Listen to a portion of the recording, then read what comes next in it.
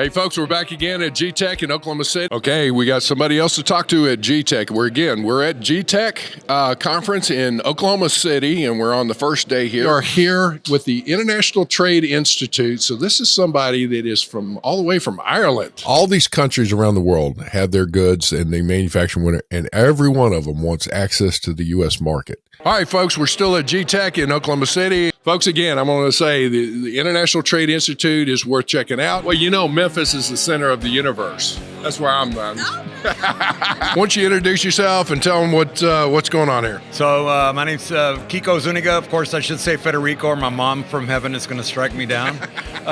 Bethany, what do you think about ICPA, and especially, let's start off with this conference? I love it. You know, ICPA for me is one of those things that it's a chance where we can give back a little bit.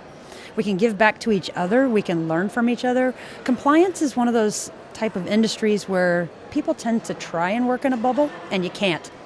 It doesn't work. You can't work in a bubble. So you make networking connections with people who know a little bit more about something different than you do.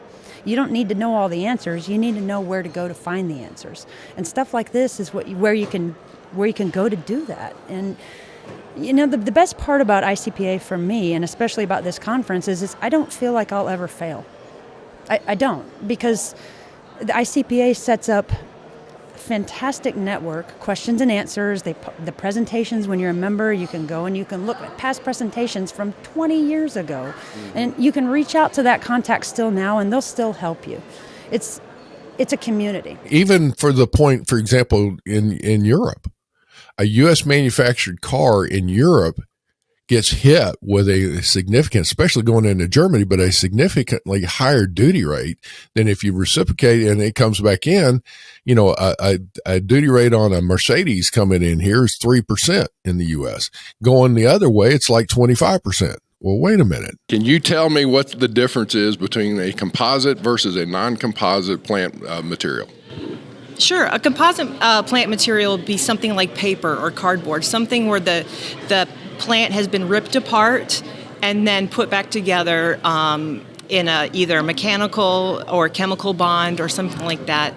We'll be doing composites after Phase 7. So Phase 7 is going to have a lot of furniture. That's where the spoons come in. It's going to be kitchenwares, housewares, everything, bulk cork, wicker, some more essential oils. We regulate 3 now, but more essential oils made out of wood and trees and things like that.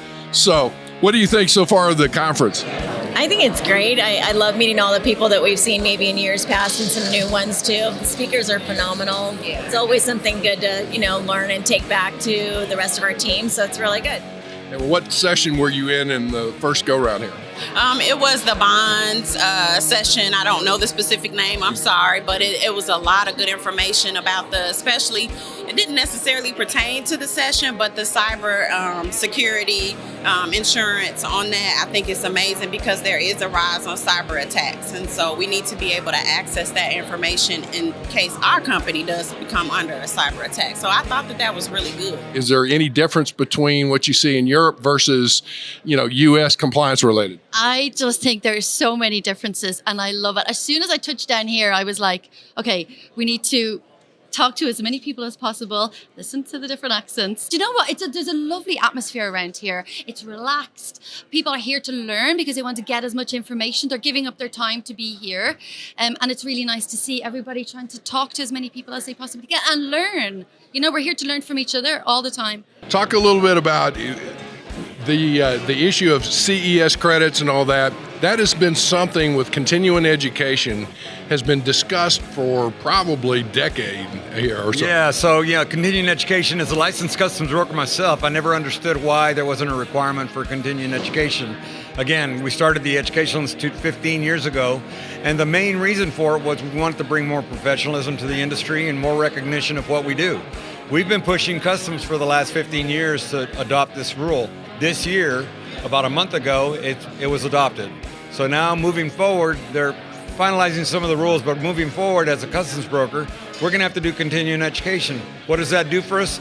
It validates our purpose in the transaction. It validates our professionalism. it just brings a whole lot more credibility to what it is that we do. Appreciate it. And we have Bethany. What's your last name? Seymour. This is your first time attending, is that right? No, I've been here a couple times already. Yeah, this is the first time I've seen you, so nice to meet you. Yeah. And we are now going to sit and talk to, or listen to me. We're going to stand here and talk to some folks. We'll sit down in the floor. Yeah, like I told you, I'm like dumb as a box of rocks here. I can't get. Hey, folks, we're at, where are we? San Antonio. I started to say G-Tech. All right, scratch that one. All right, ready? Yeah.